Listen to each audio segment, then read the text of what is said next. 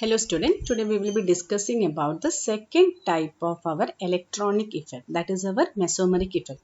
We have already discussed about the inductive effect. Now this mesomeric or resonance effect is also what it is a permanent effect. Now when a group completely transfers lone pair of electrons to a conjugated system through resonance, the group is known as plus M group. So we have already discussed what do you mean by a conjugated system and what do you mean by a resonance. So when a group completely transfers its lone pair of electrons to a conjugated system through resonance, that group is known as what? Plus M group. Again, when a group completely takes out pi electrons from a conjugated system through again resonance, the group is known as what? The group is known as minus M group. So as already said, to understand the mesomeric effect, you have to know the concept of resonance and the resonance in a conjugated system. So let us see how to identify the plus M and the minus M group. Now, the groups which show the plus M mesomeric effects are the one which is having a lone pair of electrons. An important point to be noted here is that except halogen, even though halogens will have a lone pair of electrons, it will not act as what? It will not act as plus M group. Lone pair of electrons mean, for example, NH3. Nitrogen is having a lone pair of electron. Sulfur is having a lone pair of electron. Oxygen is also having a lone pair of electron. So all this will act as what? Will act as plus M group. So even though halogens are having lone pair of electrons, they will not be acting as what? Plus M group. Again, coming to our minus M group.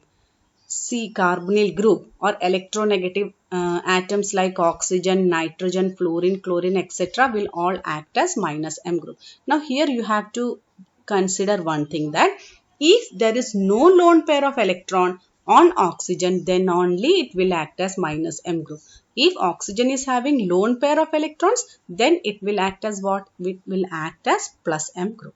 Let us understand this concept more clearly by taking an example. Here you can see that nitrogen is there. The nitrogen is having a lone pair of electron. So since it can take part in resonance, we have already studied how to draw the resonating structure.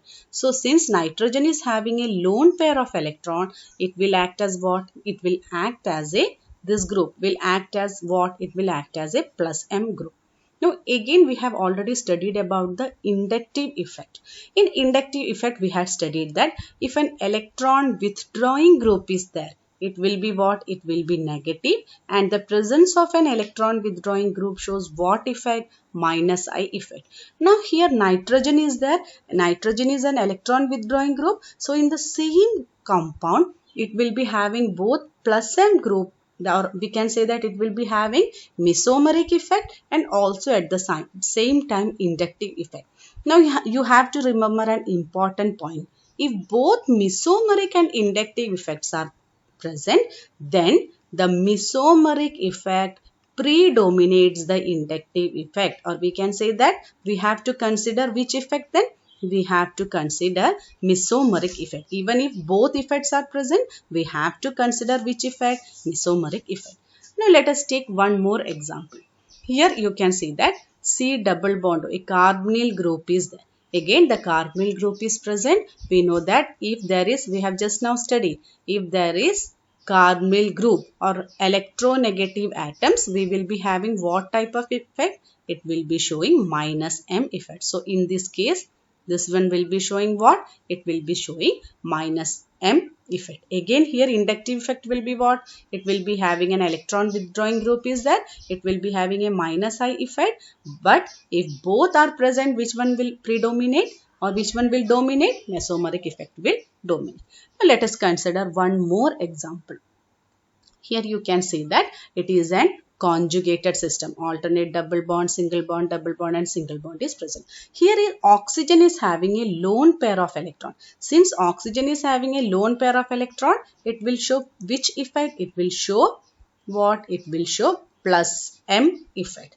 So again this group oxygen is more electronegative, and thus it will also show which effect? It will also show minus I effect. So in this molecule again both effects are present. mesomeric effect is also present, our inductive effect is also present. But as we have already learned, what is that? Even if both mesomeric and inductive effect is present, which one will dominate, or we have to consider which effect? We have to consider the mesomeric effect. So in this case again, which one will dominate?